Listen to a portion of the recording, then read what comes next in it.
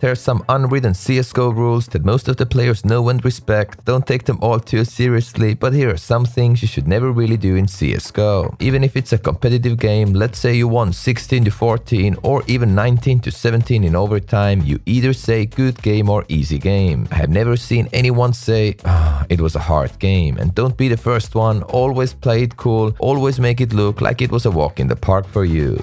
Getting technical, you should never use high resolution when your FPS suffers, lower your resolution and enjoy smoother gameplay as your performance improves a lot. It will most likely improve your stats too. In fact, most of the pro players use lower resolutions. Probably the best player currently playing with 1080p is Robs, but he is one of the rarest pieces anyways. You can't beat him, so don't be afraid of potato looking gameplay if it gives you more frags / more wins in the longer run. Never re-peek into an AWP, especially without the flash. If you know their deadly upper is in a position holding an angle, just don't try peek it because you'll most likely die. It would be a true jackpot if they really missed twice.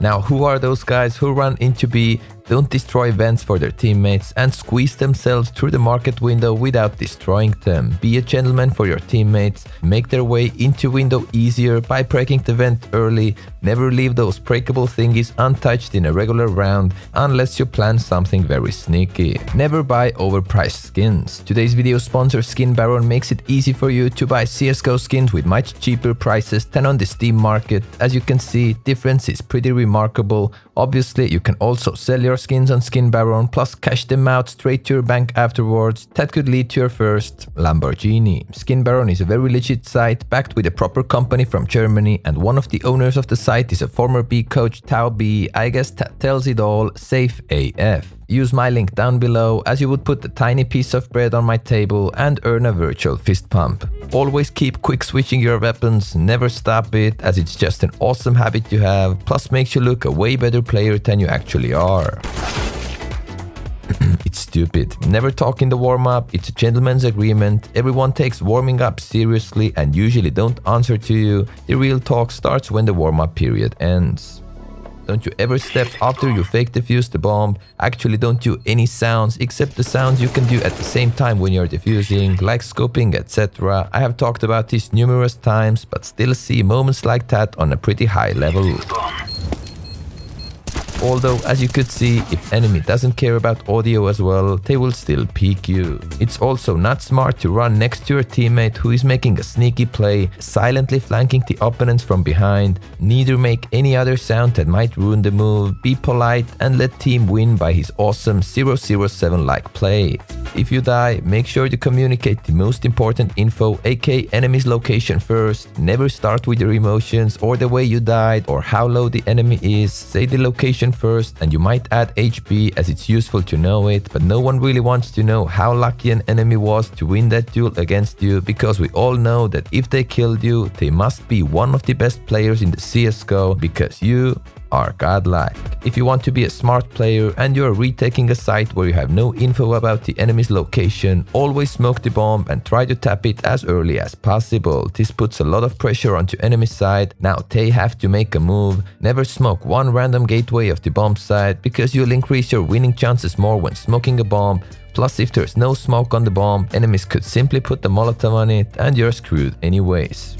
Never argue with a toxic guy, he's always better / smarter than you are. Please don't even question about that, it's a waste of time.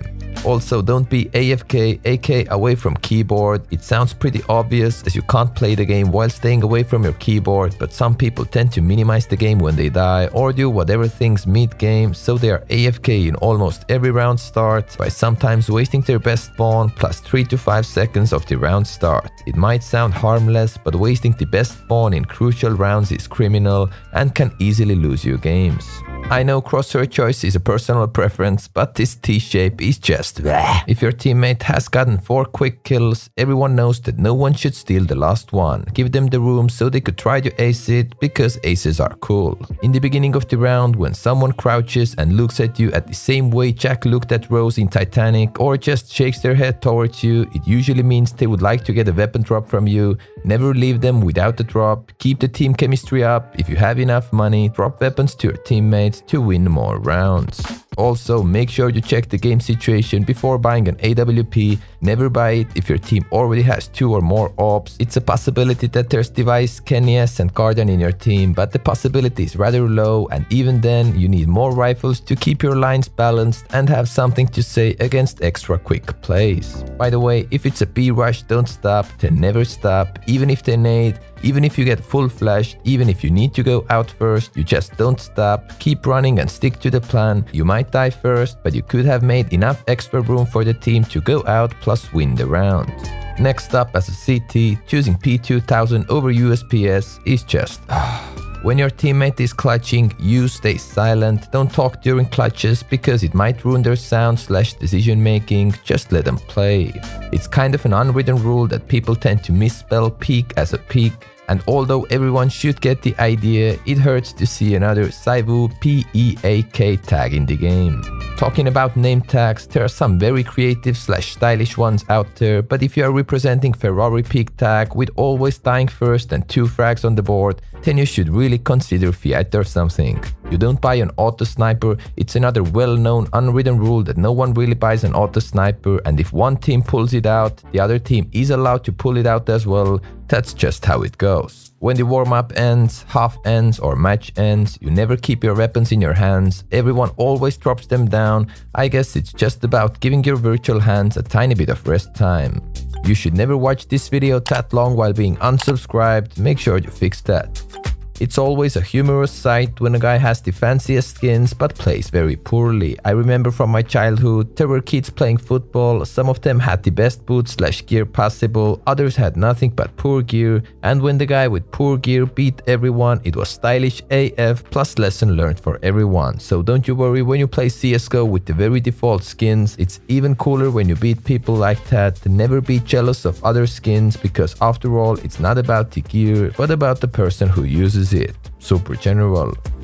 Never flash your own teammates. It sounds obvious, but there are some flashes that your teammates would need to dodge to make them work perfectly. If you're playing pucks with random people in your team, try to avoid those flashes that your teammates would need to dodge because they may screw it up and complain. Instead, use flashes that can't blind them whatever they do. There are plenty of safe supportive flashes that you can use to help your team with pretty much 0 chances of team flashing them. You should never die after the round time ends as a terrorist, because if you don't die, you get 0 money on a lost round, but when you do die after the round ends, not only you get 0 money, but you'd also have no equipment for the next round. That's why you should either save your weapon in extra safe position where there's no chance for enemy to kill you in a couple of extra seconds after the round ends, or just go out and die within the round, then you won't risk with losing all your gear plus getting no money into a next round. It's weird to see people reloading their guns after shooting 2 bullets with it. You shouldn't reload when there's a chance someone peeks out at the exact same moment when you have wasted only a couple of bullets because you still have most of your magazine left. It's like taking a shower in the halftime of a ball game when you know you need to play in the second half as well. It's really useless, plus you risk with the fact you miss out on some action. Just don't touch the nuke squeaky door with your hands as it's dangerous and time consuming. Usually people need it to open it early.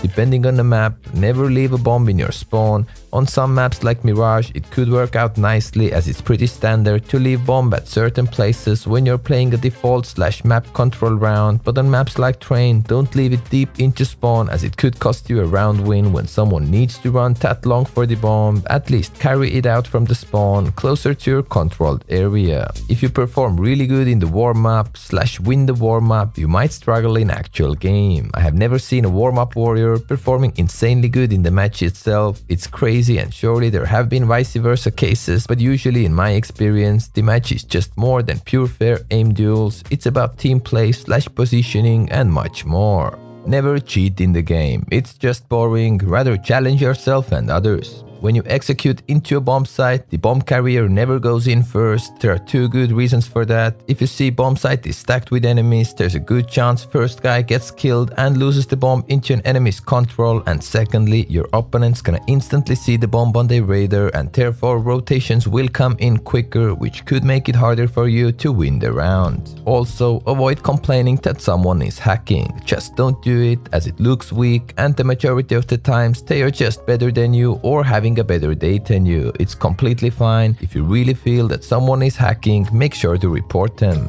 I also asked on my Twitter what are some things people should never do in CSGO, and Stiko striked with a good one. Second guess. Once you have decided in your mind to go for a certain peak at a certain time, just go for it, don't hesitate, because after all, self-confidence is one of the key elements in CS. If you believe you can do it, you can do it. And lastly, you should never play with Nate King